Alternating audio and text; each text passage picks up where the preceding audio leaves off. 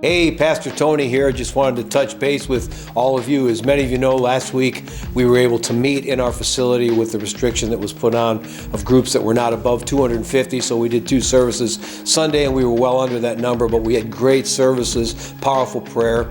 And I really believe that at this time of crisis could be the finest hour for the church. This week, as some of you may know, our governor has put in place a new restriction that you cannot meet with groups of 50 or above. And because of that, we're going to go to an online-only streaming service between now and April 5th. And of course, we'll keep you up to date weekly on that and what's happening. So what does that mean to you and I? Well, first of all, practically, Wednesday nights at 7, we're going to have our prayer meetings. As normal, 7 o'clock prayer and worship. And then on Sundays, because it's an online format only, we're going to do one service at 10 o'clock a.m. Once this is over, we'll go back to our regular services, and again, we'll update you on that. But for now, it's going to be Wednesdays at 7 for prayer and worship.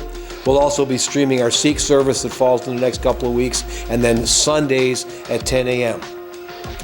So here's what we need you to do. We need you to get online. Best thing to do is get on Facebook. You can log in for the service when it starts. We need you to be interactive as possible. And so we're asking you to get on. You can thumbs up, you can put replies, say, Pastor Tony, your mustache looks great. Whatever you want to do, get on there, make it interactive. We also have a texting service now available on our phone number, which we've had for years. It's 231-943-0450. Please don't call that number during services, because we will not answer it during service. But if you want to text, maybe you've got a word from the Lord during our worship, we want to share that with the body of believers that are watching online. I really believe that at this time we have an awesome opportunity to see a New Testament church thrive. So I'm encouraging you, don't just say, well, I've got 3 weeks off from church. Listen, you can't have time off from church because we are the church. The church is not about walls, and I think most of our congregation realizes that. And you look throughout the Bible, Old Testament, New Testament alike, when there's crisis as a nation, I believe God calls His prophets and His people to stand up, to fast, to pray, to face every fear with the Word of God. And I understand with what's going on, maybe you've got a compromised immune system. We're praying for you. We understand how this must affect you and the fear you must be feeling. But let me encourage you by the Spirit of faith that God has the answer for this crisis that we're all facing. And I believe through the prayers of the saints, we're going to see it end in short order. And so even as Joel the prophet said, it's time for us to turn back to the Lord. As Hosea said, it's time for us to rend our garments, to break up our fallow ground. We need to take this call to action, if you will, not lightly but seriously. I think on the other end of the storm, as I preached last Sunday, that we're going to see an opportunity for the finest time of the Church of Jesus Christ.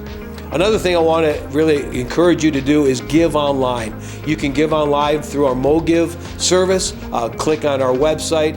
You just go to give. Takes you through a few steps. Some of you have not done that before. It's very simple if you feel you want to do it. If you'd like, you can always mail your check in physically. But here's what we're asking you not to do. Don't pull back and not give, and I'll tell you why. We have the same weekly budget no matter whether people are meeting in the building or not. We're not going anywhere. This crisis will pass. We'll still be here for live services in the flesh, if you will, after this crisis. And we also are reaching out to the school systems. We want to help them.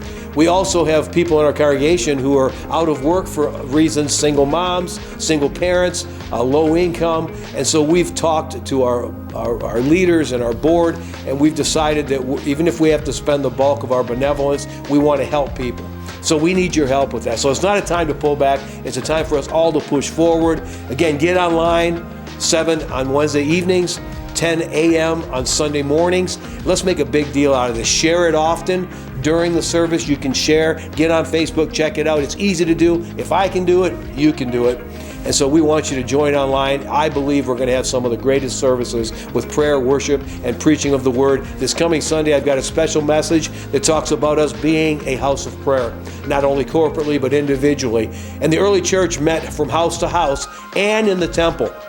we can do the same. Even though we can't meet in the temple right now, I think it's a time for us to encourage one another to meet house to house, to have times of communion, to have times where we invite friends and family in small groups into our homes, watch the services together, and it's going to be a great time for the church to rise up. We hope you join us. We hope to see you real soon when this ban is lifted. God bless you. Have a great week.